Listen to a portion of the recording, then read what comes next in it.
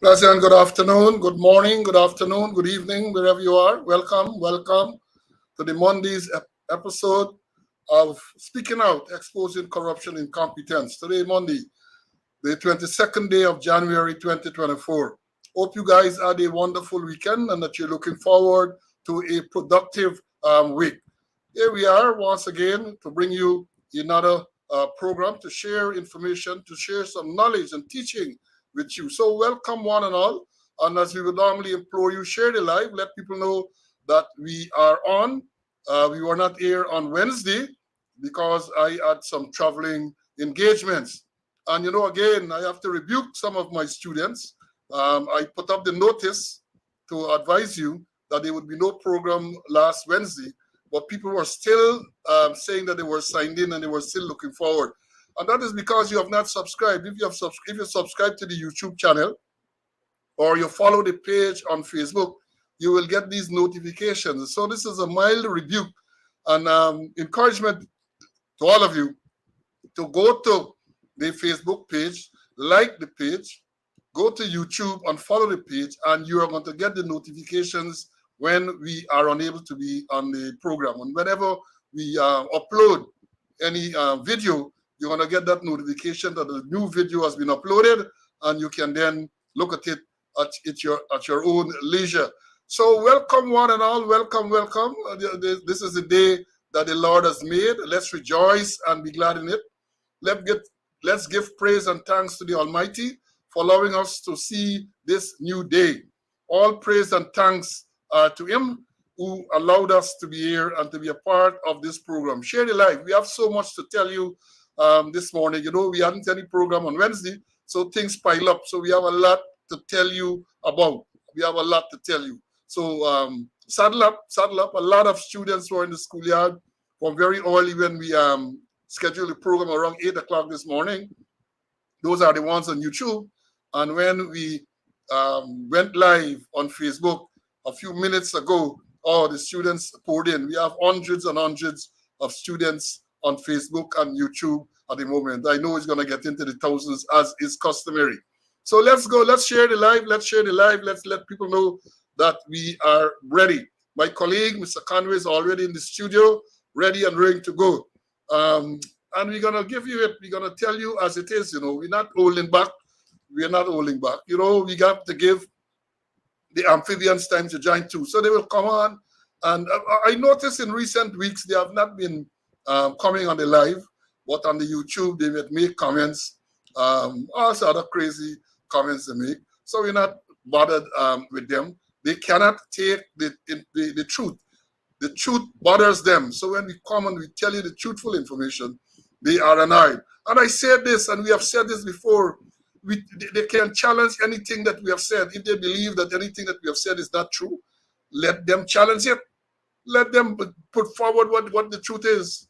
If they feel that we are misleading people, they talk about they come and they talk about social media influencers. I don't know if we fall into that category. If telling the truth and getting people to listen to the valid, credible, and valid information is considered influencing people, well then so be it.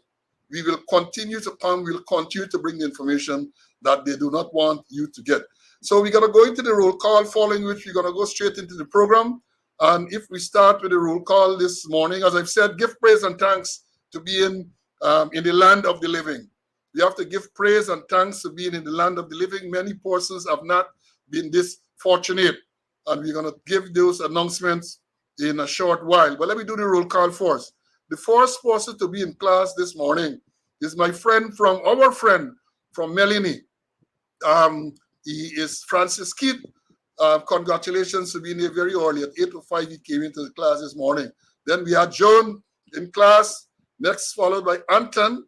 Anton said that he missed the last 3 programs, and he can't miss today. I can't remember the name, but welcome, Anton. Debbie was there. Balded all the way from Linden. Then Pamela from across the river. Pamela says she is from the west side. She's from the west side. which they say is the best side. I don't know about that. That is what they say, that the west side is the best side. Then out of the UK, Wayne Little, a very loyal student. Patricia G is in class. I know Patricia is from New Jersey. Earl came in. Then we had Tessa I from Florida is in class. Melissa came in very early. Joan saying greetings to our classmates and the teachers. Then we had Cecile is here waiting. We have Kenneth. Kenneth is in class from Maryland. Winston from the UK, another UK student. Carville, my squad mate. Desiree is here from Georgia. Then we have BV Man Ezekiah. BV Man Ezekiah is here. Good name. Then we have my squad mate again, Buxton DX 9407 Goodman. He's from New Jersey. Then followed by next squad mate out of Canada, Doreen Green, W349. Then we have Trotty is here. Pauline is in class.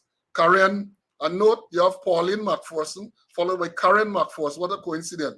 Barbara is here. Ulrich, welcome, Ulrich. Eric, I know Eric is from New Jersey as well. Patricia is in class. She's watching from Philadelphia. Then we have Lucius. Ian Lucius is here. Vibord, the man from the East Bank. Then we have the Sauls, Courtney and Brian. And Brian says he's back in Brooklyn. Recently, he was on vacation in Guyana. Then we have Family Music from Brooklyn. John Cummings. George, my countryman, he's reminded us here, or he's informing us that he recently passed another milestone on the 20th of January. Congratulations to you, my brother. Colin is here. Then we have Lyndon from Stanleytown, New Amsterdam. NA in the house. Welcome, welcome, NA. Malcolm is here. Henrik is here. Rohan is always here. Always here. Jacko from Georgia. David is here. Where is David from? He didn't say, but he said that can't remember seeing this program last Wednesday. Felt like he lost a piece of me. We had no program last Wednesday, David, so I suspect you're one of those who have not subscribed. So we had no program on Wednesday. So yeah, I know people get a feeling when the program is not on, people communicate that to us. And when we are unable to be here, we feel lonely as well. We miss you, students. Then we had Maureen, Vibord, Queenie from Brooklyn. Isabella is here. Danny, welcome, Danny. Danny said that he's out of hospital and recovering. Danny, I did not know that you were in hospital, my brother. I wish you a speedy recovery. Speedy, all praises are showered on you, and I wish you a speedy recovery. Carlisle, El Ben. When is this El Ben related to the other Ben? I got to find out. We got to talk something about the other Ben. El Ben, when is they related? Kay is in class. Rhonda is in class. Pito is here. Clarence. Sean, ex-sergeant, is very much here. He is watching from New York. Pito is in Queens, New York. Aileen. Carl is from Arizona. My squad mate is in the house. Then we have, who else? Roy. Roy said that Chilo sent him the live. Well, Roy, you need to subscribe too so that you can get the direct information and you don't have to depend on anyone to send it to you. Then Jakey is in the house. Everett, all the way from Texas. Chilo is here as well. Brennan, a regular. Valietta. Leon Schwartz, 10025, old TSU man is here. Bart is in class. Denise, all of these people are in before the class got started, you know. The original black man is here, always here, indeed. Fort Welly, he said he fall in with the button and cuff and he ready, let's go. Kerry is in class. Fergus is very much here. Eric, Tish is in class. Tish is out of Brooklyn, I know. Vernon came in. And then when we went live, the first person on Facebook was Persis, followed by Lynette out of Barbados. Popo is in class. Christopher Brathwaite. And Marcia was there. Ingrid. Elvis, and the list goes on and on and on. So yeah, let me move on. We have so much to tell you, so that's the roll call. Let me make some announcements. First of all, the announcement, that announcement, obituaries, as they would say. The first announcement is the death of retired Caribbean Court of Justice, Justice Jacob Witt, passed away recently. He retired in December. They did say when he retired, he had some health issues. And a few days ago, we learned that Justice Witt died. I remember Justice Witt is the same judge from the Caribbean Court who upbraided the Attorney General Nanlal for that premature release of that decision, the petition decision. The judge, that same deceased judge, made some scathing remarks, and he accused the current Attorney General of bringing the CCJ into disrepute. That is what he says. So he has passed away. And then the next notable person who passed is none other than the famous Pluto Shervington, a reggae singer from Jamaica. I don't know if the younger people are familiar with Pluto, but Pluto Shervington was one of the best, one of the greatest in that time, in the 70s. Notable songs, Ram Goat Liver, good for make manish water. You also had the one, Your Honor. I was inside the closet, minding I own business. And one of my favorite songs from Pluto was that, D-A-T, that. That is Rasta Asif from up the street. You go in the butcher shop looking for some meat, and the only thing the man could offer you based on the money was a piece of pork. He said, hush your mouth, give me a piece of that thing there. You can't call it thing pork. He said, give me a piece of that thing there. So I love it. You must listen to it. You must listen to it. And you know a story about Pluto. Pluto came to the Globe some years ago. Might have been in the early 80s sometime. I can't remember the exact year. You know, Globe Cinema at the corner of Church and there is Waterloo Street. That is on the western corner there, because on the eastern corner, you had Astor, the Astor Cinema. So TSU had an officer by the name of Cyril Langevine. We used to call him the Ruthless Vine. And the other driver there, George Pinder, 8968 George Pinder. The older police will recognize these persons. Now, Pinder was a nephew of Cyril Langevine. So one day, Langi was going and visit or something. So George was a driver. Pinder was a driver. Pinder was driving him. And when they passed by Globe, there was a crowd because Pluto was coming at a show that evening. Langi was a bluff man, and those of you know Langi. He turned to George. He said, George, what is that crowd there? So when George looked across the Globe and he saw the crowd, he said, okay, he said, sir, Pluto Shervington coming to the Globe this afternoon. Hey, Langi. Langi said, cheese and rice. Look at that crowd. That ought to be a bloody good film. He says, well, Langi remarked when George told him that Pluto Shervington was coming to the Globe. He said, that got to be a bloody good film. You didn't know that Pluto Shervington was a reggae artist. So that was always a laugh at the TSU back in those days. So yeah, Pluto passed on, and I want to express condolences to the relatives, friends, family, and followers of the Justice Witt and Pluto Shervington. Yes, Ulrich Langi, you said bags of swank, Langi, the same Cyril Langevine, bags of swank. Yes, so condolences to the relatives, friends of those deceased persons. Then moving on the more joyful note, birthday greetings. I understand today is the birthday of retired Woman Assistant Superintendent Adana Beresford. Happy birthday to you, Donna. Then we had quite a few birthdays recently. Let me start with perhaps the most notable one for me.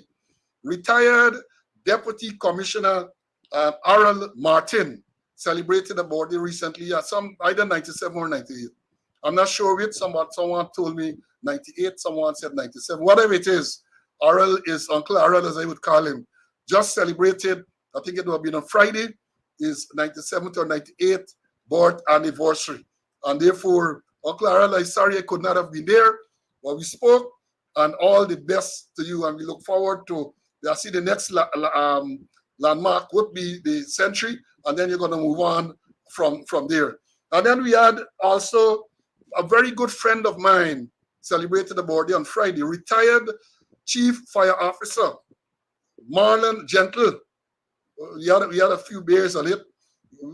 Happy birthday, belated birthday, Marlon, to you. Then we also had retired Superintendent Kenwin Opes Stugi from the TSU 9597 had a birthday recently. They said on the 18th of January, Stugi had a birthday. Then they said former detective George Barker. His number was 7994. I don't know him, but somebody sent to say he had a birthday recently. Then we had also retired Detective Inspector Lloyd Fraser. He celebrated a birthday on the 20th of January. We also had, on the 20th of January, a person's on the program right now. George Calder, my countryman, is on the program. George, I think the number was like 11899, something like that. 11899. He was, he celebrated a birthday on the 20th. And then yesterday, another retired rank, our former rank, Winston Bino, he celebrated a birthday yesterday. I want to wish all of those persons happy birthday to you, and hope you continue to enjoy health, strength, and prosperity. Yeah, somebody said Mr. Martin was the commander at Linden. Yeah, he was commander at Linden, 76, I remember. He was also commander of the TSU, and then he was an admin for a period of time. So yes, he was there. One of the more prominent senior and respectable retired senior officers. He was also a member of the Police Service Commission for a number of years. Highly respected member, I must say. So moving on, let me bring in Mr. Conway. So then we're gonna move on. CC, welcome. Hope you had a productive and wonderful weekend. Yeah, thanks. Nice and quiet weekend. I went to Bobby's for a while and, enjoyed. Happy to be in the land of the living.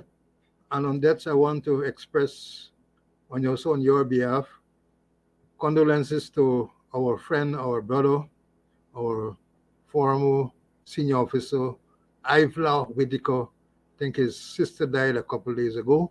And Ivla, we are with you in your moments of sorrow.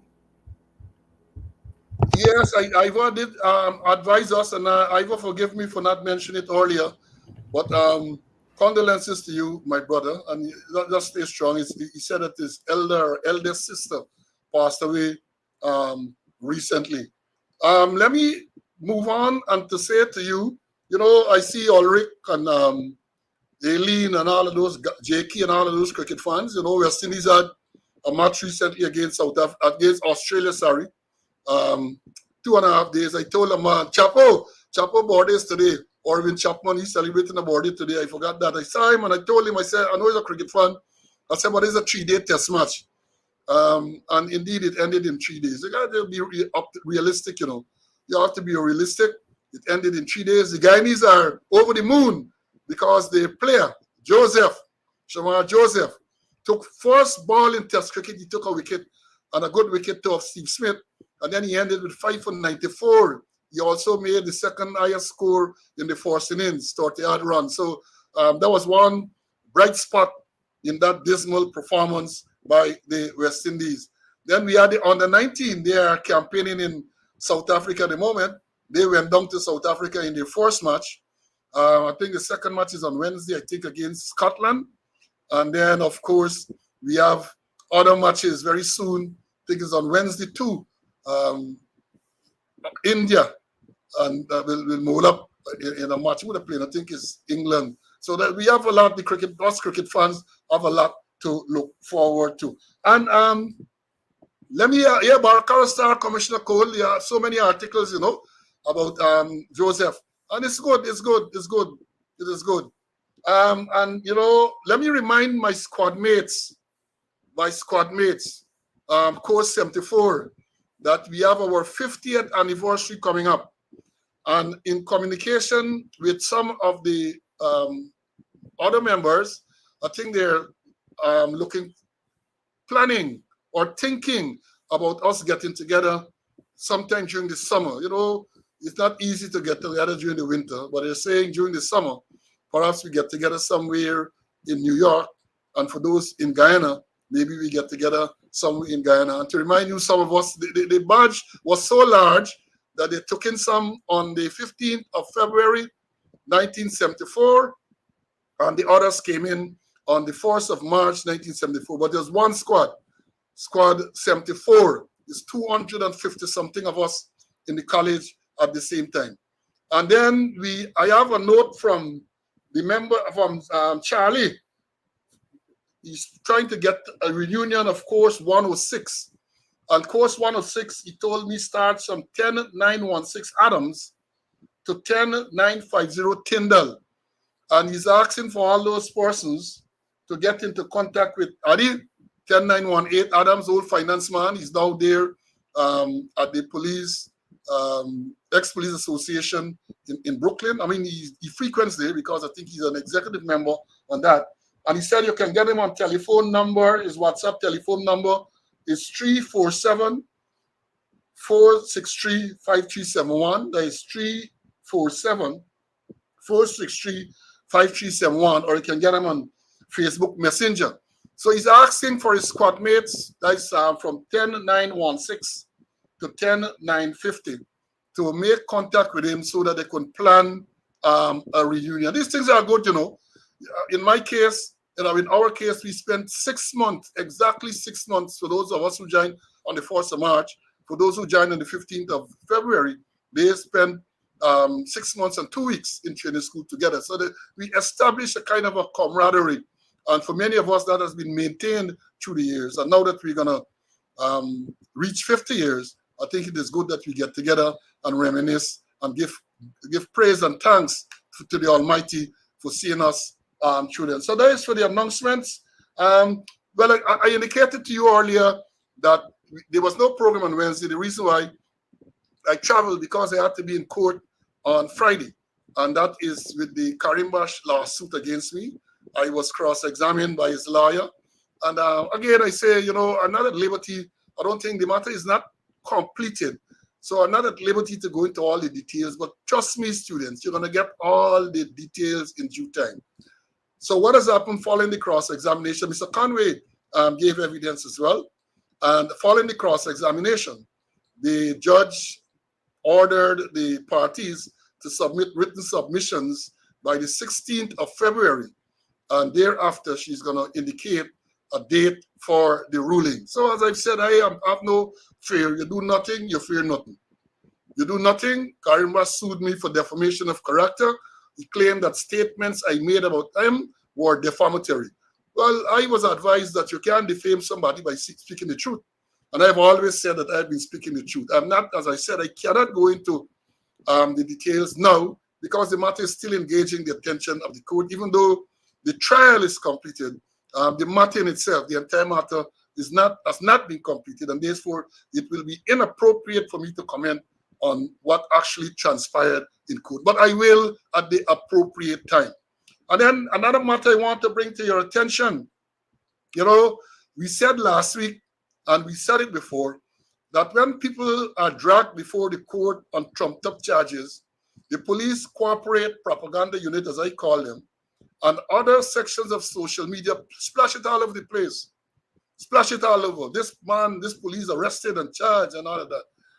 When the matter gets to court and the matter is dismissed, they are quiet, they are silent.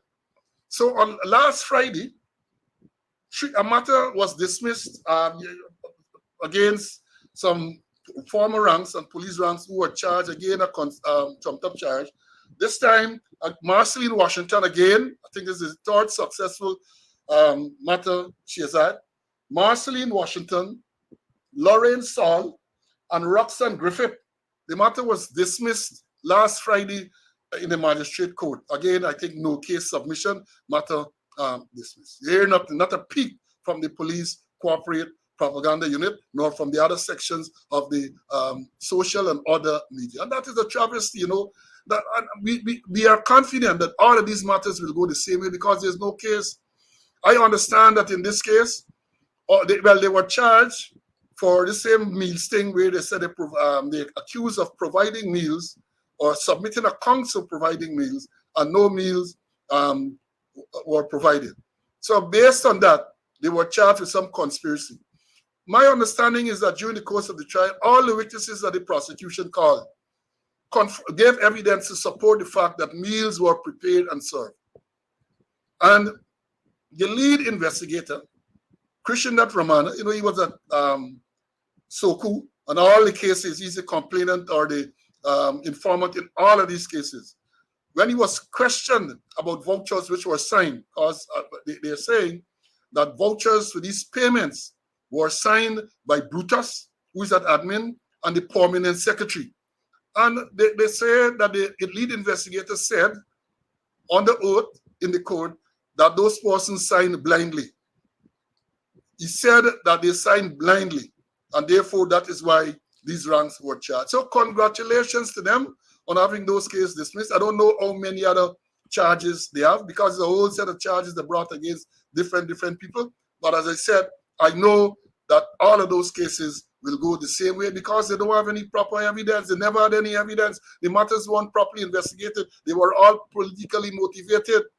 And the investigator is alleged to have said that the investigation was a thorough, they had a good case, but they are trying to blame the prosecutor for the failure to successfully prosecute these cases. So there is an update on those matters, and let me bring in Mr. Conway for him to give his case. CC, I'm sure you heard about those cases that were dismissed on Friday. What is your take on them? Well, I said before, that what is going on is police, is politics, is persecution and confusion or chaos. PPPC, police, politics, persecution, chaos, or confusion. The cases that Suku makes, they all will finish at no case submission. A no case submission, for the benefit of those who are not okay with no case submission, is after the prosecution has brought all his witnesses, tender all the exhibits, to tell the magistrate this is the case. And at that stage, the defense will make no case submission. There's no case for my client to answer because of A, B, or C, or sometimes just A. Then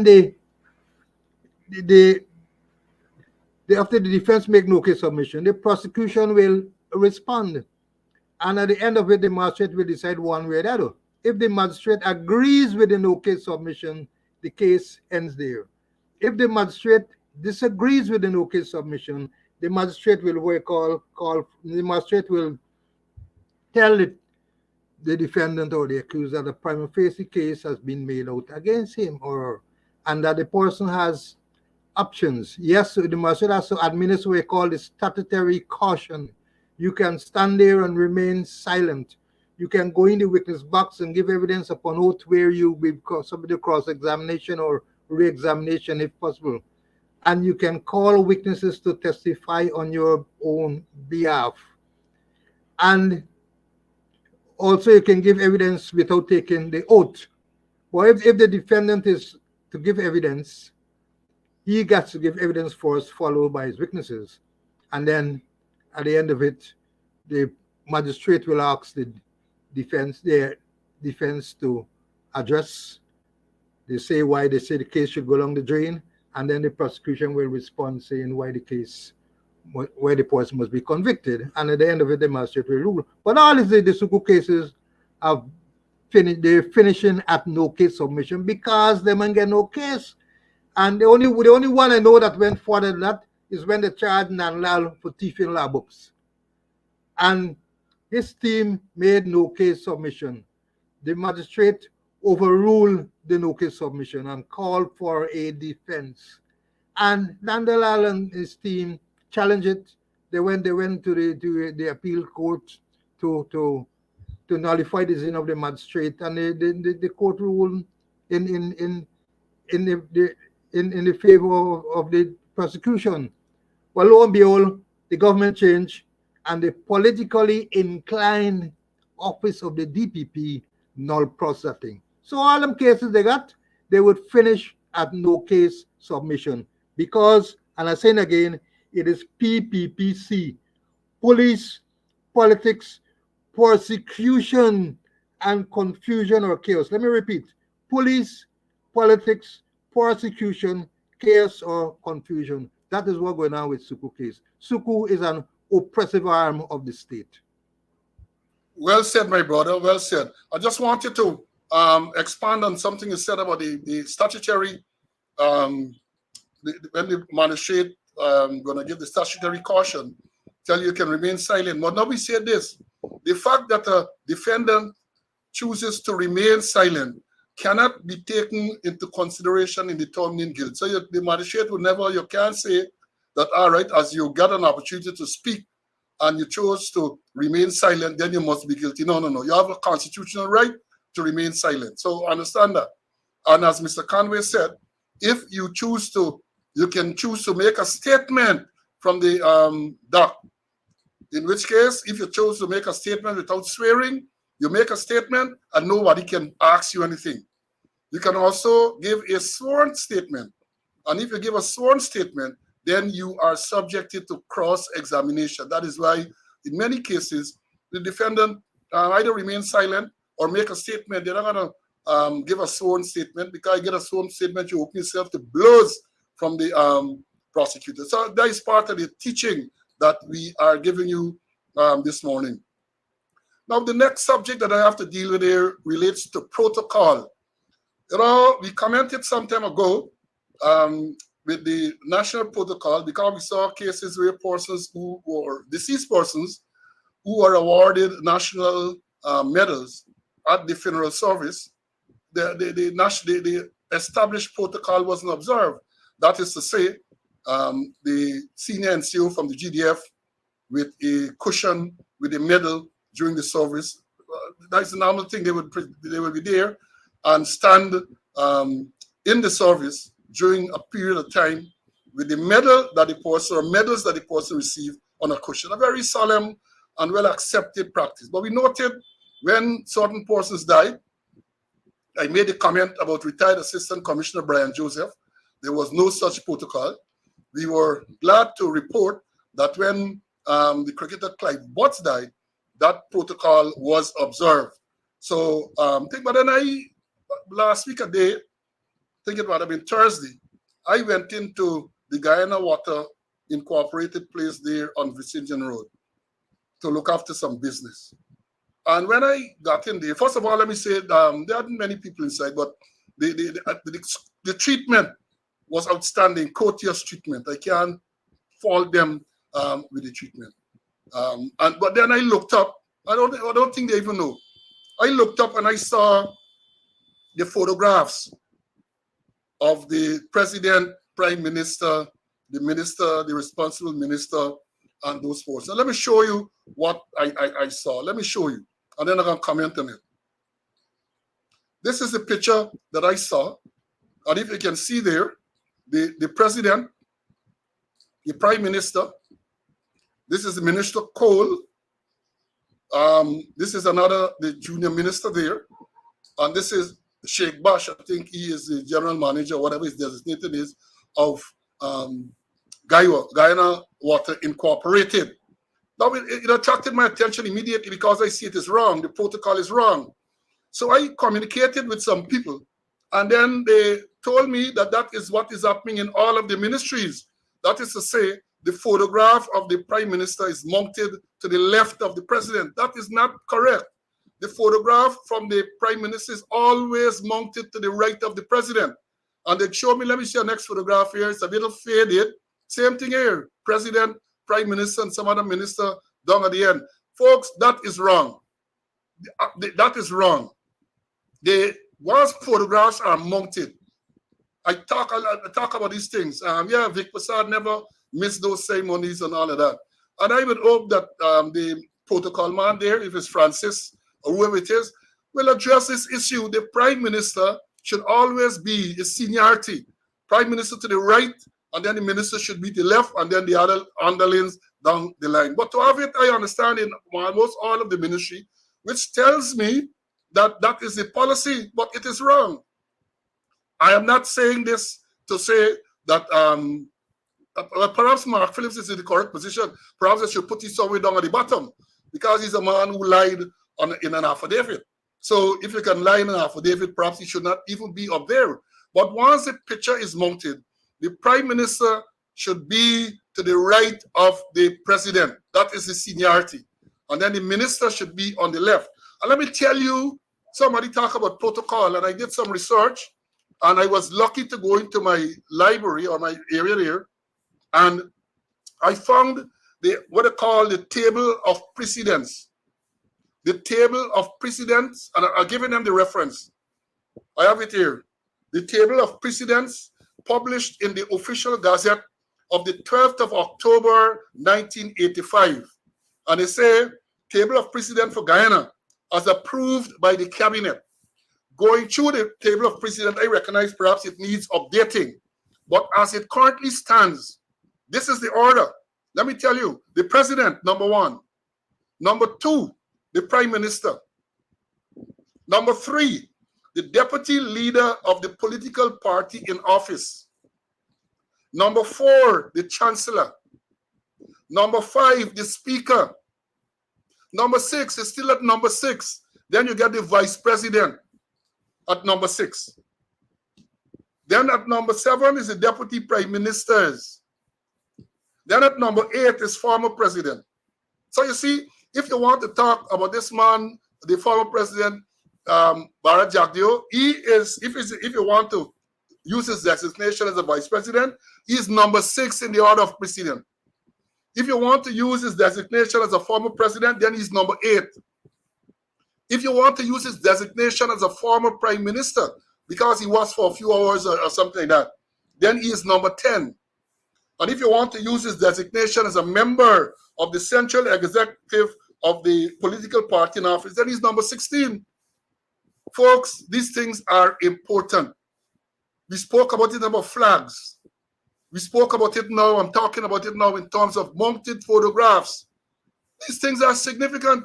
I recall some years ago there was an incident. I think it was in Venezuela or someplace. So the CARICOM heads were meeting for something. And somebody spelled Montserrat incorrectly. They spelled it M-O-N-S-T-R-R-A-T. They spelled it Montserrat. And the prime minister, you understand, refused to attend that until it was corrected. He refused to go into the opening ceremony until it was corrected. Back in 2009, Guyana hosted the heads of commissioners, ACCP, Association of Heads of Commissioners in Guyana, the Pegasus Hotel. And we had a little ceremony where somebody will bear the flag and the respective commissioner will go up behind the flag. The name is going to call and they go up behind the flag. When it came to one of those smaller islands, I can't remember which one, they called the name and the person had the wrong flag. The commissioner refused, so the man walking, going there alone when people looking to see the commissioner behind him, the commissioner of that country whose name was called, refused to go because it was the incorrect flag. These things mean a lot. And I have a whole book on flag protocol and all of that. But I would think, because I know they listen, and I would hope that they forget about the messenger, listen to the message, and have this thing corrected.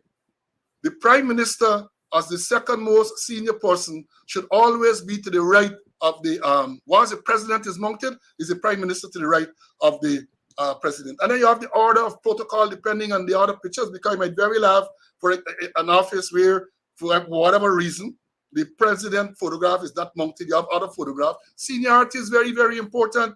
And the prime minister, as a former chief of staff of the Guyana Defense Force, ought to know this. He ought to know this. The head of protocol, there are two, one at Foreign Affairs and there's one at the office of the president, ought to know this and send out memos to them for them to correct it. Because for a man, a trained eye like mine, that can't escape me. By the time I walk into the building, I saw it there and I took a picture of it. I said, Courtiers had excellent service. So I'm not wrapping those persons who are working there because I suspect they don't know and they're not responsible for this. They just put it up, not knowing the significance of making sure it's in the correct order. But let me bring in Mr. Conway. You might want to say something on this before I move on. CC, you see that nonsense there with the thing going in the wrong. Or do I understand that in all the government offices, that is the order in which these photographs are mounted? What is your take on it? And even in some police offices too, we have that. I have caused a comment. And one of the most important thing is that the prime minister is the first vice president. According to the constitution, the prime minister is the first vice president. And you don't hear about the prime minister and first vice president. All you hear is vice president Jack Neo. Jack Neo is the second vice president. And he behaving like he's the only vice president. The first vice president, according to the constitution of Guyana, is the prime minister. And it must be that way unless they find a two-thirds majority and change the constitution. But we need to follow protocols. And we need to look at all, as you mentioned, order of precedence and have them properly done. And when we think that, and even our symbols of nationhood, like our flag, our national anthem, or pledge, and others say that our symbols of nationhood is important to us. I think it was during the Pan Am Games. I think we had this girl, Mariam Barnett. I think she had won a silver medal at the Pan Am Games, and then when it's time for presentation of the medals, they couldn't find I think the national anthem or the Guyana flag, and she refused. She said, "I ain't getting on the podium unless you are correct." And that's how we gotta be. That we must make sure that we follow the order of precedence. That is so important. And I will urge the officers who listen to this program. I know when you listen, you're getting transferred now. If you're caught listening to speaking out, you're transferred. I understand that the officer was caught some time ago. He was in his office and somebody reported that he was listening to Slow and Conway, and the man get removed from the position, transferred to some other area. But it's knowledge, people looking for knowledge. And, I would urge all of those persons who are seeking knowledge to this gazette, is official gazette, dated the 12th of October, 1985, because it speaks about equivalencies between the military officers and the police officers. And one thing that I found very, very strange, and that is why I said perhaps this is outdated and needs to be adjusted, is the equivalency between the commissioner of police and the post in the army, because this precedent say that the rank of commissioner of police is equivalent to a colonel in the Guyana Defense Force. That is what it says. I had to read it 2 or 3 times. A colonel, perhaps in those days, I remember, I'm not sure if they had any higher rank, brigadier or major general then, but it said it is equivalent to colonel. So I suspect that they need to amend this to reflect the new senior ranks in the Guyana Defense Force. But I'm saying to you, officers and interesting persons, that pull a copy and then see what it is. Because until such time that this is amended, this is what the Gazette says that the order is, the order of precedent, they call it. That's right, true, talk about you get medals and the Justice of Appeal, members of the Ombudsman, Mayor of Georgetown, death number 23, not number 24. It is important for us, for you, who deal with protocol, especially those in the uniform, to have this and to make sure you can refer to it at the appropriate times.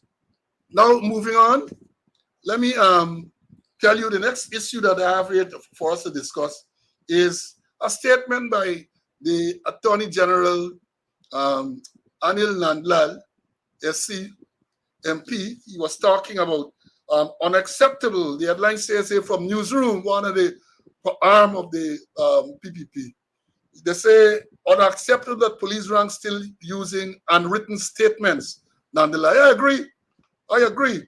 And then he said that police stations across Guyana are being modernized. That is not what he said. That is what the article said. Are being modernized with new equipment, including computers and printers invested in. Attorney General does not believe it is acceptable that police rank continue to use handwritten statements. I agree. When I was at Breakdown, because some handwriting are illegible.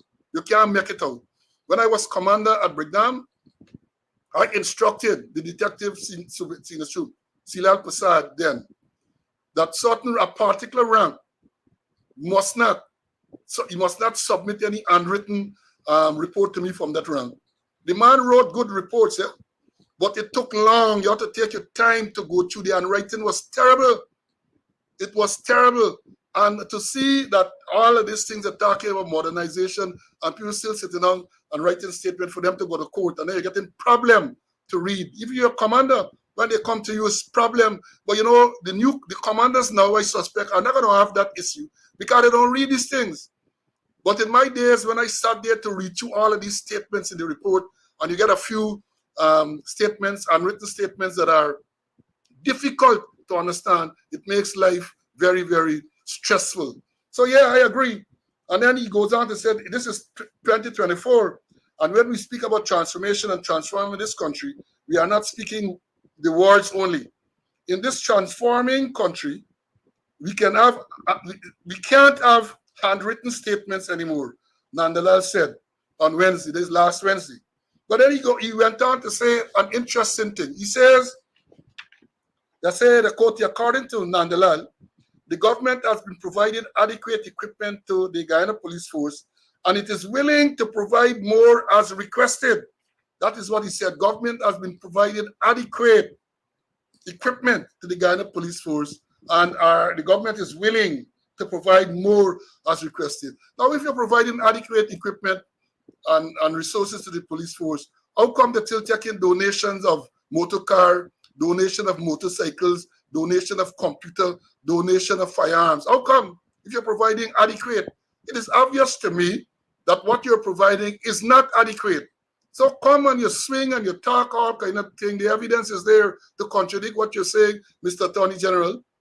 The evidence is there. I agree with you that the days of unwritten statements should be long gone. Even the days of recording a complaint in a big occurrence book, so gone, digitized. We should have these things digitized. I remember when the citizen security program started, and I was a senior integral, played an integral role in it. That was one of the things we recruited or contracted with the firm to start this process. And these things have not gone anyway, as far as I know. So yes, Mr. Attorney General, I agree. Let me bring in Mr. Conway. I'm sure you want to say something about the statement I just read from the attorney. What are your views, Mr. Conway? I agree because I had experience like you. Many of their writings were not legible. At one stage, I passed out this rank wasn't writing no book unless he could improve in his handwriting. That you don't understand anything. I agree in this modern age, yes, but then there will be some challenges because ranks will have to use a computer, and some people just look and joke, and it might take some long time for them to take statement from anybody. But I was impressed about 2 years ago, where a detective sergeant from Majo, the company that I used to work with, they had a report of a larceny, and he had to take a statement from some of the ranks there. And he said, CC, you get a computer? Yes. And he jumped on my computer and he took the statements, and then we used a printer, and he had good printout. I was very impressed with him. I think he's somewhere on the east coast or somewhere there. But then there will be some challenges. But then they have computer centers. They have Zara computer centers all over the place that you have to train them, make sure that each rank before they leave the college is computer illiterate, or they come in with the police force as part of the requirement being computer illiterate. I used to ensure that no training would pass out unless he or she was computer literate and was able to operate at a certain level. But I agree that yes, it's time that we get away from this handwriting thing and go at it. It will take some time, but then again, as you mentioned, we're talking about adequate resources. What are adequate resources? They're not giving adequate resources. Adequate resources, and policemen, member of the top squad, the TSU sleeping on uniform and them kind of thing. If you see some stations in the interior, somebody had a photograph of one at a place that I was in charge of, Ikeraku. If you see the condition at the station there, and they're building a strip at Ikeraku, but they're not looking after the police building, and there's the old story, that much more need to be done. it's a good as you start that people must stop maybe taking handwritten thing.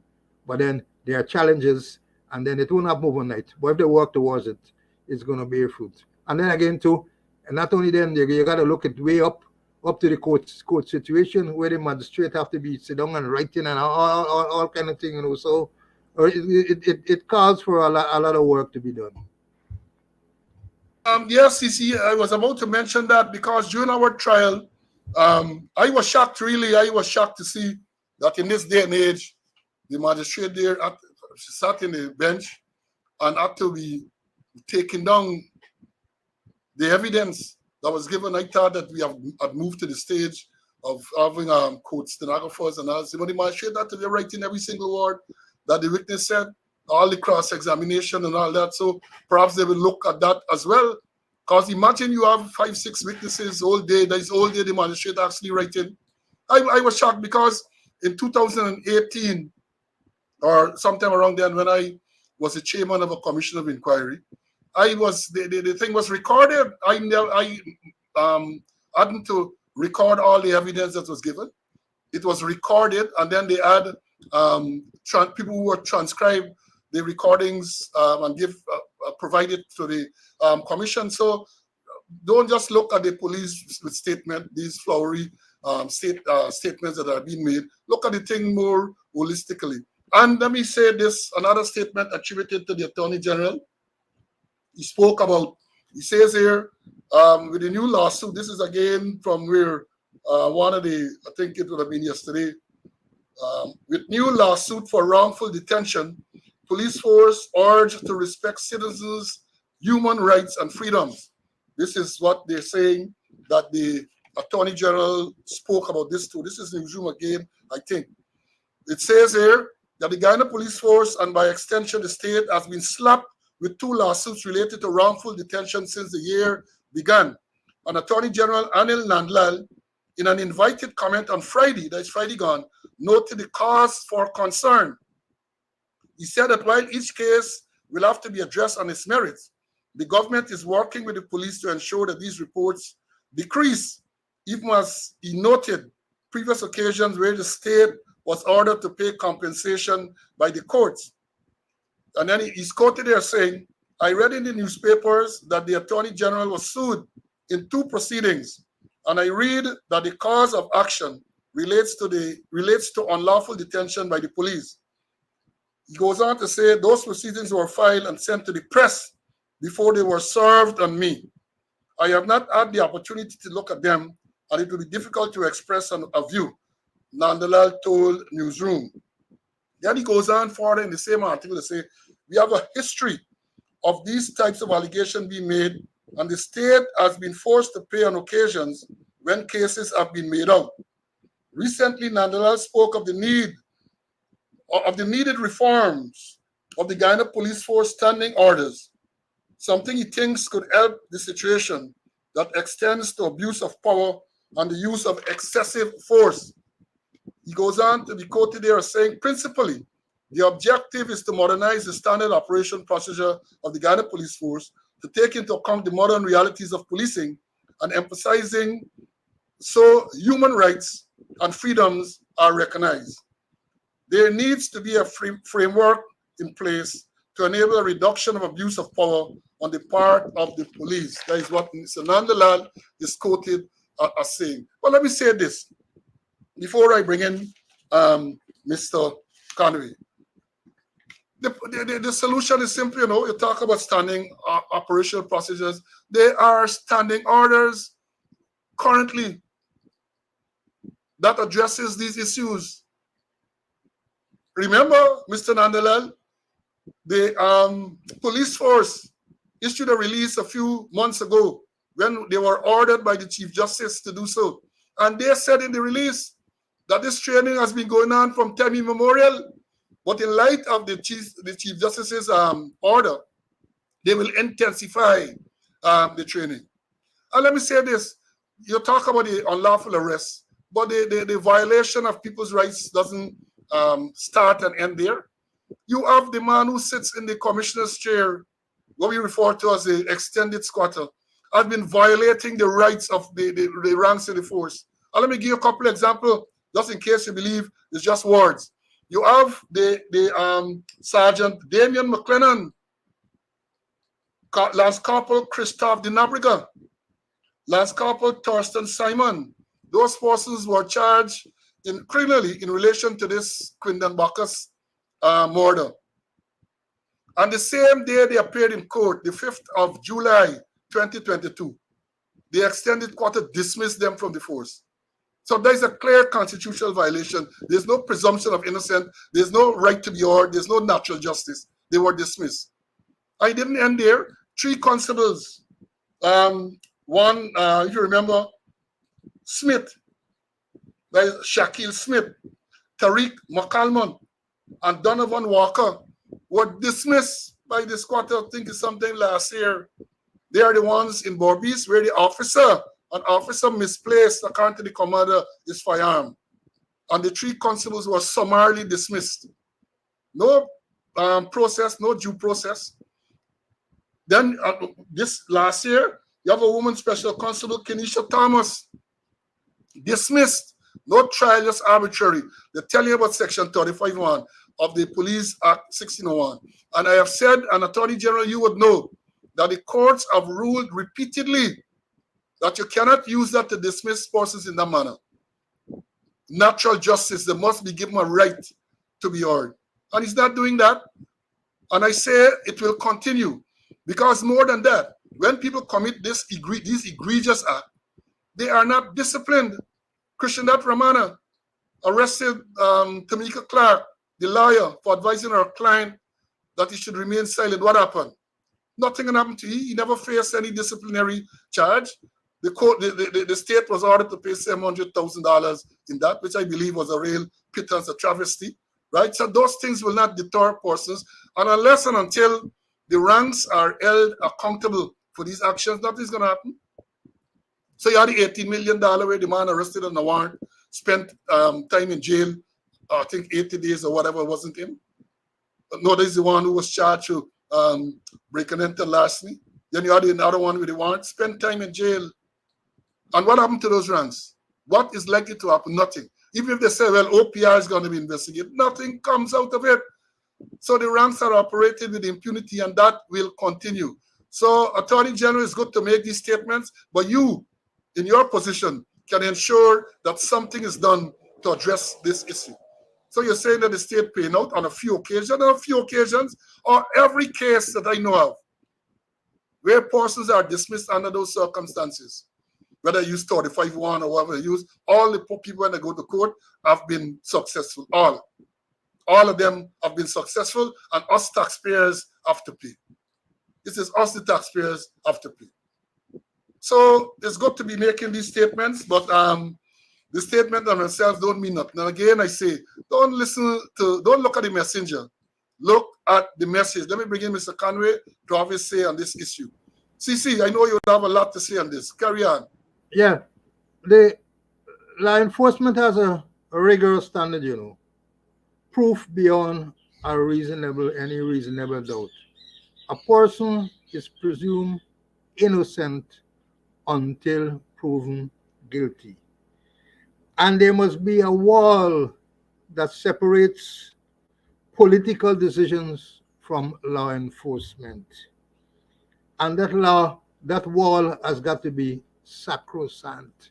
Nobody must be allowed to brace on it or bore through it or push it down.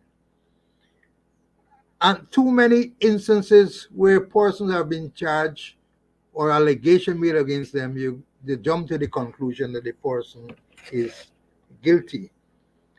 The person must be have the right to be heard. And right to be heard, where they must be able to question witnesses, question the allegations made against them, but no, you're proving your allegation made against you, and then, as you mentioned, cases where they extended squad to dismiss people, and it's traditional where we had many cases where commissioners dismiss people. We had cases where the police service commission dismissed people without a hearing, and those persons went to court and won their case. Therefore, it is important that persons are given a proper hearing, and we don't jump to the conclusion that, hey, because you're charged, you're guilty. No, no, no, no, no, no, no. And it is, and in the cases that we talking about, that it is for the prosecution to prove that a person is guilty, and not for the person to prove that he's innocent. But they do all sort of things. They're bending the law, and they're dismissing people willy-nilly without being heard. Person not getting a hearing, and they're being dismissed, as the case may be. And saying that the thing is proof beyond a reasonable doubt. And there must be a wall that separates political decisions, because many of those cases are political decisions from law enforcement. Well said, my brother. Well said. Now, even some people, thanks to the comment there, somebody said very edifying conversation. That is what we aim to do. We aim to educate, and we're going to continue to be here to share this information with you. Now, let me say this. I must say, statements are made by politicians, and sometimes you are shocked by what is said. And then on reflection, you say, really, you should not be shocked, because some people are known to say stupid things, some politicians. I am making reference here to a recent press conference by the Home Affairs Minister, Mr. Robeson Ben. At the press conference, I think the question was asked about illegal firearms, and Mr. Ben is reported to have said that they are not thinking about any amnesty, right? But let me read the statement, or a part of the statement. Then I'm going to play for you to hear for yourself a part that the minister said. Hear what he is reported there as saying, and I quote, in relation to gun crimes and the holding and having of illegal guns, we are not going to do any amnesty. Those who have guns and shouldn't have them should perhaps walk into the nearest police station and give them up, or put them somewhere where they could be found. You are not supposed to have any illegal gun. And they said, if you look at what is happening, what has been happening in Trinidad and Jamaica and Bahamas and other places, the question of having an illegal gun in most instances has nothing to do with somebody in the bush and wanting to shoot wild hogs. It has to do with criminal activity. If you have an illegal gun, pass by the police station, put it in a bag and throw it in the yard, but don't have it. We are thoroughly against it. That is what the minister, the plan of the Minister of Home Affairs, or part of the plan to deal with illegal firearms, is those who have it must pass by the police station, put it in a bag and throw it in the yard, but don't have it. That is what the minister is reported to have said. And let me play a short little tape. I got to play it 2 times for you to understand. I tried to upload it, but I was unsuccessful in doing so. But bear with me. I can play it. It's very short. I can play it for you so that you can hear what the minister plan is to deal with this. Listen carefully, folks.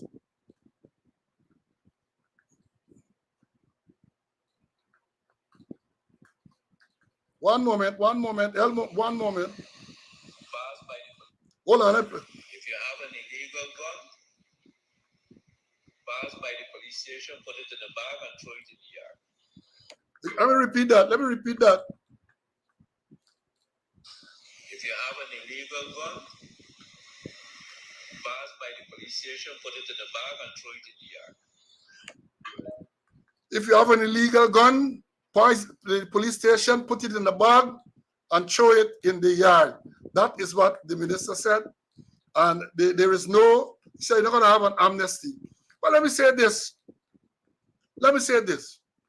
If a person, and I don't believe anybody going to take him up on this, but if a person decides to walk into a police station with illegal firearm, there is no amnesty. So what? Basically, what he's telling you there is it amounts to an amnesty. Because he's saying, go to the police station, hand it in, and nothing is going to happen to you. That is what an amnesty is. What he said, put it in a bag and throw it in the yard. When I hear this thing, I said, my Lord, the Minister Ben just do things or say things. He engages his mouth, I think, before his brain. The minister saying, if you got an illegal gun, just pass at the police station, put it in a bag, and throw it in the yard. That is what the way to deal with illegal firearms. And I have said, as I indicated, a person turns up at the station with illegal firearm, he is committed an offense, so therefore the police would be expected to arrest him and to put him, if he doesn't have a license, so once he turns up, is in the lockup, is charged he's gonna get. So I don't know what prompted the minister to make this asinine statement. It's a real foolish statement. You get a legal firearm, right? You're not supposed to have it, I agree. Pass by the station, put it in a bag, and throw it in the yard. Next thing you know, the compound sentry, if they still have those, see you dashing something in the bag, he open fire on you, and he shoot you. These stupid statements are being made by senior people. Mr. Conway, help me to make sense out of this nonsense, man. Put it in a bag and throw it in the yard. It reminds me about throwing it over your shoulder.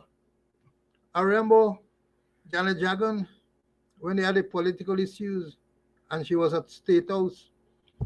I was the most senior person there when the marshal went there to serve her with a writ. And I called headquarters on the radio set. I had a radio set. And I called and I reported the marshal is here to serve this Mrs. Jagan with a writ. And Commissioner Larry Lewis came on the network. He said, let him proceed. A little too late. And he proceeded, serve her, and she threw it over her shoulder. I remember do not sing, say, whisper to her, very good, throwing the court document over her shoulder. And later on, Larry Lewis said, hey, that they had a secret swearing in, and he was present when do not sing swore her as the president. Well, here we come down now. You're not throwing it over your shoulder, you're throwing it in the yard. And I shudder to think what would happen. A man get an AR rifle in a bag, throw it in the compound, a shotgun, a AK-47, a 9mm, and you have, in the dead of the night, a trigger-happy policeman. What would happen to him? He might end up dead. Because you walk in there and see somebody throw over a big pass and then they pause to run away. What will happen in the case may be? And then who is going to say that somebody threw over the thing that the police going to lodge it? There are many instances where police go and find things and they don't lodge anything. They keep it as their personal thing. So what Mr. Ben is saying, and let me give him his correct name. He's Brinley Horatio Robeson Ben. And to throw it in the police compound, you're quoting death there. You're quoting death there. More so, there is no amnesty. Nothing wrong calling amnesty. One gun out from the public there is important. Even they got one and all. I think the last amnesty they had 169, although most came from the interior location. Most were shotguns. But if you get guns off the street, that is also important. Try different ways and means. It happened elsewhere. So it's laughable what you're getting from a home affairs minister. Put it in a bag, pass by the police station, put it in a bag, and throw it in the yard. It's just like throwing it over your shoulder. What Janet Jagan did with the writ that was served by the marshal. No, the thing is that no, I don't have an opinion about whether amnesty is likely to be effective. But something, if you're talking about illegal farm, there's no question that we have a lot of illegal firearms in Guyana. And not only illegal firearms, legal firearms too. The proliferation of firearms all over, all these security companies, all these people who pay money and get, I don't know what the going price is, but if you want a 9mm pistol, if you want a AR rifle, the talk is you go to certain people, you pay, and you get it. People say, forget about this firearm licensing board and all of that. There is a thing, people bypassing all of those things and issuing. That is the allegation that is out there. Mr. Conway spoke on several occasions in this program about the run-ins that going on with firearms. So if you want to have illegal firearms off the street, as I suspect any responsible administration will want to do, you have to sit and strategize and come up with a proper plan to get it off. But to tell a man to put it in a bag and dash it in the yard, I believe there is stupidity as its highest.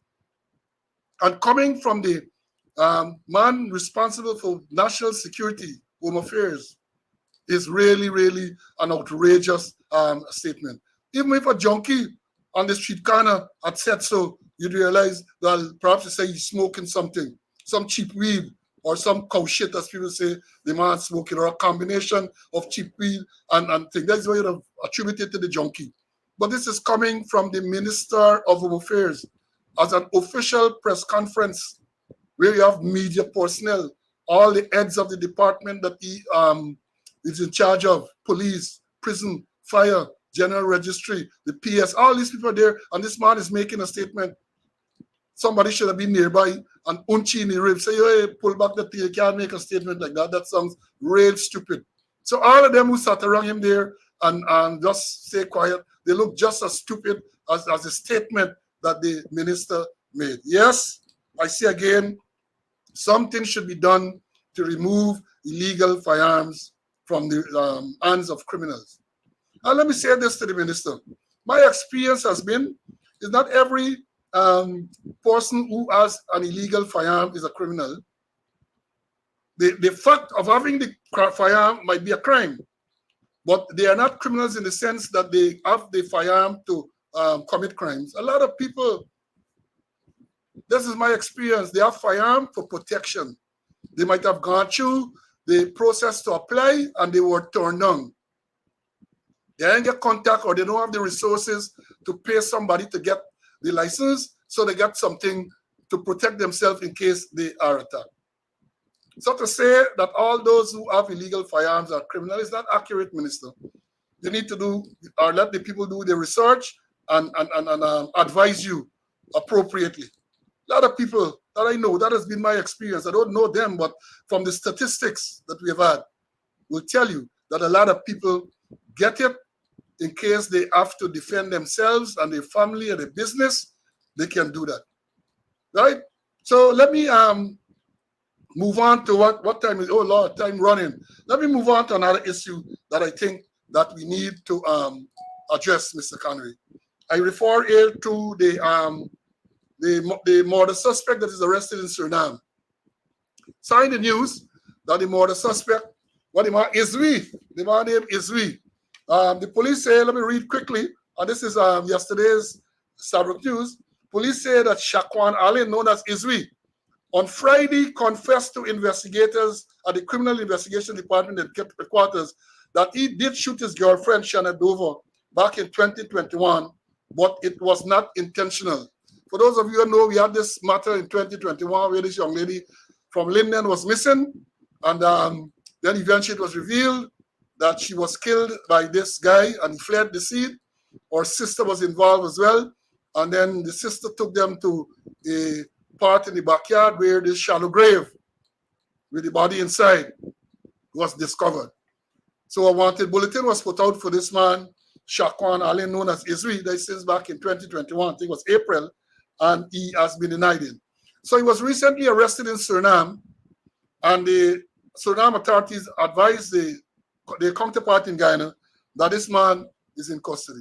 Now, the first thing that struck me from the time you said the man in custody, I want to know why they didn't go over the border and go and arrest this man. Because if you have and that is my reasoning, if you're claiming that you have the authority to go to New York, to leave Guyana, policeman can leave Guyana and go to New York and serve a summon on a defendant in New York, then I would assume that you also have the authority, you can cross the border and go to Suriname and get this murder suspect. But no, that was not done. The information is the suspect was brought, the Surinamese brought him to Guyana and handed him over to the police here. But what is shocking, let me read what it said. The incident occurred in April the 3rd, between April 3rd and 29th, 2021 at Canvas City, Wisma, Linden. And this is the shocking part. During the interrogation at CID headquarters, the police reported Aling as saying, so the man, according to them, this murder suspect gave a caution statement. And the police is reporting to the media the facts of the caution statement, what the man is saying, the evidence, the main evidence. And here what they say, the man is quoted as saying in the caution statement, yes, I wish to state what happened.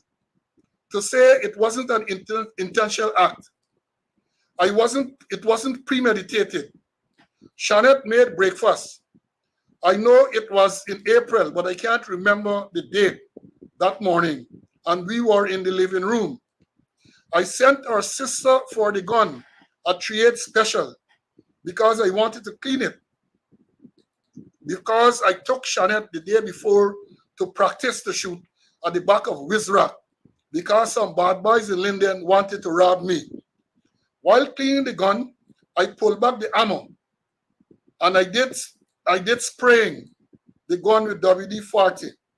Shanette was sitting in a chair, and I was in front of her on another chair handle. When I pointed the gun and waved it, Shanette told me to stop playing with my finger. Stop playing, and my finger touches the trigger, and the gun went off, and I see smoke in the living room, and Shanette lying motionless with a wound on her forehead and blood coming from it. Me and Coletta, that's Shanette's sister, didn't want the family to feel the pain knowing that Shanette was dead. So me and she came up with a plan not to let anyone know what happened. We then dug a hole and buried Shanette in the backyard and said we would tell everyone she leave for work and hasn't come back home. I later sold the gun to a man in Linden and I beat out to Suriname after your Shanette's sister was arrested and charged. This is the paper, the newspaper, reporting, this is Tabloid News yesterday, the 21st, reporting what the police told them, the contents of a caution statement. People, I want you to understand this. This is so unprofessional. This is so incompetent. This reminds me of the Sormars murder. In the Sormars murder, the accused is alleged to have made a video recording, a confession in video. And this was handed over to the same entity to play. The same entity said too that they saw a statement from the wife of the accused person which contradicted some other statement she made. Imagine this is evidence, you know. Crucial, vital evidence in a murder case, a caution statement. The contents of the caution statement is revealed in the media. And you want to tell me that these people are competent? And here, let me remind you that the head of the CID, Assistant Commissioner Wendell Bladham, was admitted to the bar in Guyana to practice law, you know, so he's a liar. You want to tell me he didn't know how prejudicial this release to the media is? How damaging to the very case that they're going to try to prosecute this is? I sure whoever the lawyer is to represent Israel, licking his lips. And the question is asked, what other evidence they have? Because it's good to say that you have a caution statement from this man. Without a doubt, the caution statement will be challenged. Without a doubt, they're going to challenge the caution statement when it gets to court. And let's see. Let me bring in Mr. Conway. I have something more to say, but I'm sure Mr. Conway is champing at the bit to say something on this too. CC, go ahead. Yeah, so true, you know. A caution statement And the press got it, And then I wonder if they ever read the judge's rules or they follow the rule. And that judge's rule set the gold standard for taking caution statement. There'll be no threats, no violence, no promises, no hope of reward or advantage. The statement must be free and voluntary. Was the statement free and voluntary? And that is the only thing they got? Do they have any other evidence that is connecting the man with the murder? Yeah? It's alarming to hear the caution statement gone public, as you mentioned with Sir Mars matter. The the defense counsel is going to get a feeling that because caution statement has got to be free and voluntary. I remember I used to give evidence on certain words I used to use. I used no threats or violence on him, nor promise him no reward, favor, or hope of advantage. His statement was free and voluntary. Though those are operative words and in giving a caution statement, in attempting to tender a caution statement. And so many things, sometimes you don't give the man any meal, and they say that there's inducement for him to give to talk, and the case may be. It's ridiculous. And as you mentioned, the head of the CID is an attorney at law. And also that they have a legal advisor there, a senior legal advisor there. What is going on at CID headquarters? What is really happening there? Are they not teaching them the judge's rule? They should go back and start teach them the judge's rule from even from the recruit stage. The judge's rule that set the gold standard of how you must conduct an investigation and how you must take a caution statement. But that has gone through the window, and everything now they're putting it in the public. And what they should put in the public, they're not putting in the public, Paul. It's amazing. And then I wonder, is that the only evidence they have? And if that is the only evidence that they have, well, God help the police force. Now you said, caution statement is such a very crucial piece of evidence that I was taught and I practiced it when I was a commander. Once you have a caution statement from accused person, that statement used to be locked away in the commander's safe. Because if the caution statement disappears, it's trouble. No copy of that can be tendered. Because with these matters, once there is a caution statement, let me understand this, folks. The policemen who are on this live and other persons, once there is a caution statement, without a doubt, the defense lawyer is going to challenge the caution statement. And the court is going to hold a voir dire. Now, a voir dire is a trial within a trial. Let me say you have the trial for the murder. That is the big trial. And when the caution statement is challenged, then they're going to have a trial within that trial to determine the admissibility of that caution statement. And not only it has to be free, fair, and voluntary without any promises or threat or sworn held out to the accused person, the conditions under which that statement was taken is going to be challenged. How long the person was in custody? What are the conditions under which he was in custody? Did he have a meal? How long it took to take that caution statement? Because you can't get a man sit down there for hours and hours and hours. There's oppressive conditions. Did you offer him water to drink? And all of those things are questioned in a voir dire. And what happens eventually when the lawyers, because if this is the only piece of evidence, the lawyers know that if they can get this caution statement thrown out, then the case gone down the drain. So they are going to go behind the caution statement with all the energies that they have. And if you don't have any other evidence, it's gone. Because I said before in this program that it is unfortunate that the investigators now want to get a caution statement. They don't look to get other evidence. In this case, counter demand, they don't have the gun. They don't have the murder weapon, which is critical. So they didn't get any other evidence. Perhaps they're going to get evidence from the sister who they say was charged. I don't know what charge she was charged for. either accessory after the fact or as an accomplice. I don't know, because long ago you would not have charged her as an accomplice and attempt to use her against him, because the evidence of an accomplice was the evidence against that person and not the other person. But I think last year the law was changed to allow for the evidence of an accomplice to be admitted against accused or accomplice. So I don't know, but I can anticipate a challenge. Almost certainly this is going to be challenged. And as we said, we don't know what other evidence they have. And not so long ago, remember last year, 3 men who were charged with that murder of the couple, they walked free in the High Court because the only evidence that they had was the caution statement. And the caution statement was challenged and deemed to be inadmissible.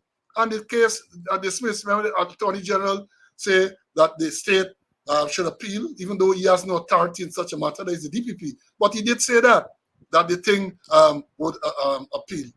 So that is what you have with this matter. And I remember, I like to mention it, years ago, there was a murder, I think it's Michael Creek, Benny Posad, I think it was. And all the accused persons gave caution statements. When it got to the High Court, all the caution statements were thrown out as not being free and fair and voluntarily. And notwithstanding that, all of the accused persons were convicted, sentenced to death, and hanged eventually. It goes to show that they did not depend on the caution statement. I remember 6605, Ulrich London was one of the investigators in that matter. And I have a squad mate who now only comes on the program, Taylor, he said he was a fingerprint man.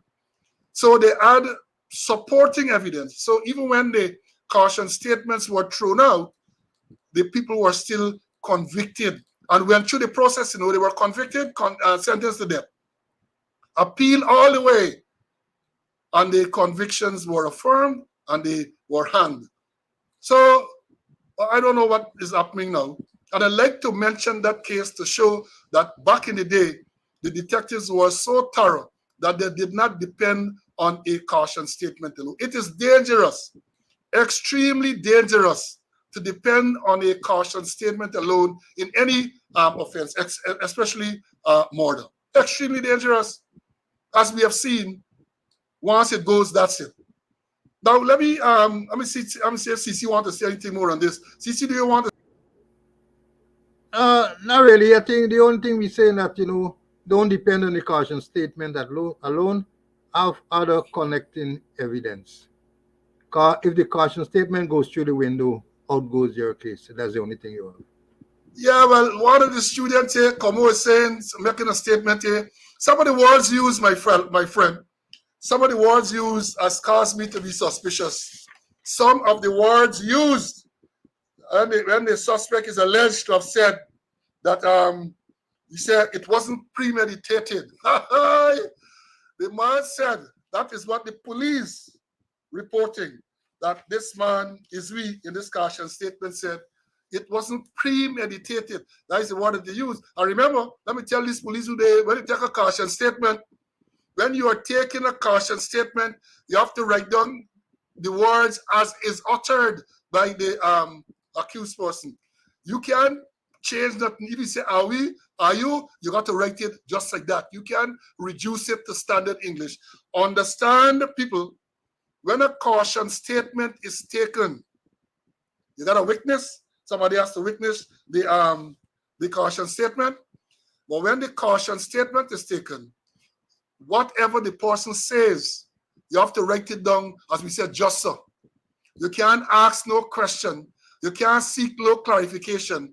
You have to write down what you say, just as how it is said. Creolese, you have to write it down in Creolese. Standard English, you have to write it down in standard English. But when I read that the man said it was not premeditated, I smile.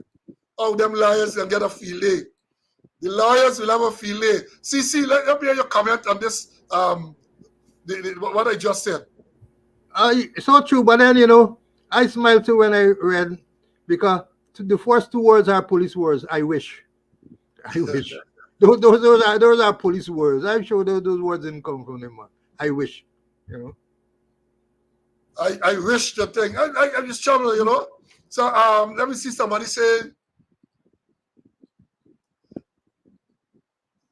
No, good question, Malric. Malric is asking, so if the caution statement is deemed inadmissible, would the case be discharged or dismissed? Remember, you said last week, the caution statement will be deemed inadmissible during a trial, right? So you're going to have a trial, and then when they attempt to tender, because the person who took the caution statement will have to go into the witness box and attempt to tender the caution statement in evidence.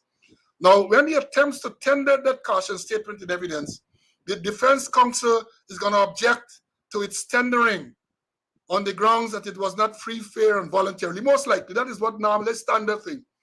Now, at that stage, once the objection is made, the magistrate, if it's a preliminary inquiry, or the judge, if it's a trial, will then hold a voir dire, a trial within a trial. So if the magistrate or judge decides that the caution statement was not free and voluntary, and there is no other, well, they're not going to dismiss the case based on that. They're not going to admit the caution statement into evidence. So the case is not dismissed based on the fact that the caution statement is inadmissible. They can then, it's going to be thrown out. So that cannot get into the evidence. But let me assume they have other evidence. Then the other evidence will be presented, and then the case is going to be decided on the other evidence. And at the end of that, it is likely to be dismissed, not discharged, dismissed, because there is a trial we have. Again, I say, again, and this is to the young police and all of these people, when the trial starts or the preliminary inquiry starts, at some stage, the police rank who took the caution statement, will have to go into the witness box and attempt to tender the caution statement in evidence. In other words, you're going to go, give your number, rank, name, and say on such and such a date, he was at this place when the allegation was put to the defendant, and the defendant elected to, or the accused elected to make a statement. Then you got to go and say, I told him of his rights, blah, blah, blah, blah, blah, blah, blah. And then he elected, all of that, you know, all of that, he elected for me to write it, because the man has to be given an opportunity to write it himself or to get somebody else to write it. But the police can come and say, well, he asked me to write it. And I wrote down the statement. And once he don't go through that, the prosecutor is going to lead him through that. When he goes through that, then an application will be made by the prosecutor for the caution statement to be tendered in evidence, at which stage the defense counsel is going to object. And the usual grounds is that the statement was not free and voluntary. Might even say the man was beaten, the man was there. And at that stage, you're going to have this trial within the trial, the voir dire, to ensure that this statement was in fact free and voluntary, and that it complied, the taking of the statement complied with the judge's rule. Right? So that is what is going to happen. So when that is going on, so again, I say to you, policemen and others, can't dismiss a case because the caution statement wasn't admitted. The trial will continue without the caution statement. And at the end of that process, then a decision is going to be made whether a case has been made out. If it's a preliminary inquiry, whether a prima facie case has been made out. If it's a real trial at the High Court, then whether most likely at some stage there no case submission and the matter gone down the drain. So I hope that we, and I see Malik is saying thanks. I hope that I have clarified that. And as I said, we are here to teach. We are here to teach. Angel, very good detective Angel. It says, sad to see what is happening today. I put it up. He says, sad to see what is happening today in Ghana Police Force, which he saw for over 25 years. And Ridley was one of the better detectives in the day. Better detectives. I must big him up with that. So it is sad for many of us to see what is going on now. But you know, time has already caught up with us, oh my Lord. We have other issues we wanted to talk about, but Wednesday is around the corner. So we got to come back. We have this cocaine matter at the airport. Friday, US-based Guyanese busted with 40 pounds of cocaine. We're going to talk about that on Wednesday. We also have the Madja Commission of Inquiry report. I haven't seen the report, but I'm hoping to see the report between now and Wednesday, so we can talk about that as well. So, folks, I'm going to bring in Mr. Conway for his closing remarks, and then we're going to sign off. CC, your closing remarks, please. Okay, just to close off on, as part of the evidence also, Paul, that the detective gave, that he told the defendant that he read the statement to him, or he could add, alter, or correct anything he wished, and the statement is true and correct. So time has caught up with us, and we can't delve in furthermore. Perhaps caution statement would be a whole episode to really look Yeah, at. but CC, let me understand that once it's a caution statement, the more right done there, Remember, Yes. This is the other statement, the witness statement will be read over and sworn over with the caution statement. The witness will be there. You have a witness assigned to, as he witness the caution statement. But remember, whatever he said, that is it.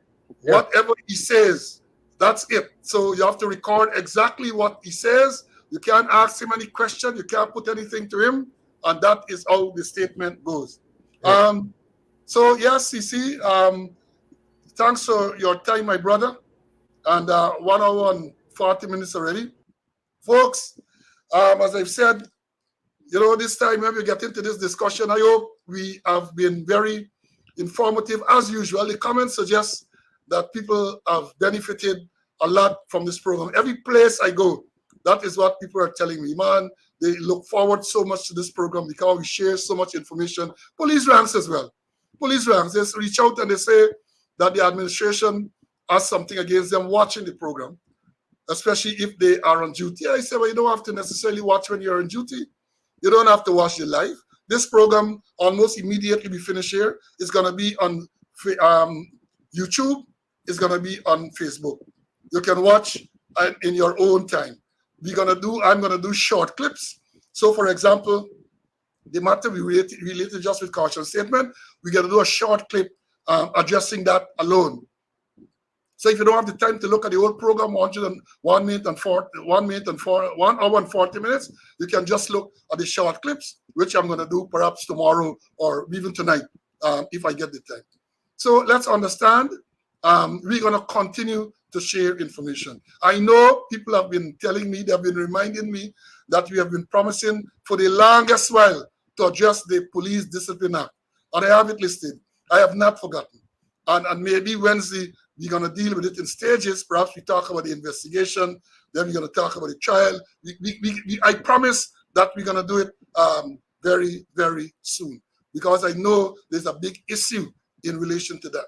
So when the Attorney General speaks about people committing these acts, that's part of the problem. The discipline procedure has broken down. So you have officers, very senior officers, who don't have a clue how to conduct a disciplinary inquiry. And because of that, they do two things. They either avoid the process altogether, so ranks get away with all manner of things, or they cowboy, as we say, the police. They give them a cowboy trial and bring dissatisfaction among a whole set of people. So, folks, we're going to come back on Wednesday morning. God spare life. Because I know you have to give praise and thanks to the Almighty. Nothing happens without His intervention. And we can sit here and we can decide that we're going to be here on Wednesday. If the Almighty decides our time is up, we will have to go. So if He allows us to be here on Wednesday, we're going to come again to bring you some more credible and valid information. So until next Wednesday, when we come for another episode of Speaking Out, exposing corruption and incompetence, stay well, stay safe. Bye until then.